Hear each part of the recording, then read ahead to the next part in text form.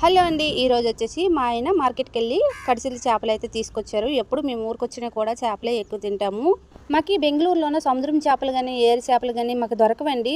దొరికినాయి కూడా చాలా ఎక్కువ రేట్లు. తర్వాత వచ్చేసి ఫ్రెష్ అయితే దొరకవు. ఐస్లో ఉన్న చేపలే దొరుకుతాయి. 2 రోజులు 3 రోజులు ఐస్లో పెట్టేస్తారు. ఆ చేపలు అయితే దొరుకుతాయి. దానివల్ల ఎక్కువ మేము కొనము సముద్రం చేపలు. ఏదో ఒకసారి అయితే చెరువు చేప అయితే తీసుకుంటాము. ఊరికొచ్చిన తర్వాత చికెన్ మటన్ కంటే చేపలే ఎక్కువ ఇష్టము. ఎందుకంటే మంచివి అయితే ఫ్రెష్ అయితే మాకు దొరుకుతాయి. సముద్రం పక్కనే ఉన్నది కాబట్టి ఊర్లోనికి ఇంటి ముందుకే తీసుకొచ్చేస్తారు. 6 గంటలకి 7 గంటలకి తెల్లవారి చాలా బాగుంటాయి చేపలు అయితే. టేస్ట్ కూడా చాలా బాగుంటది.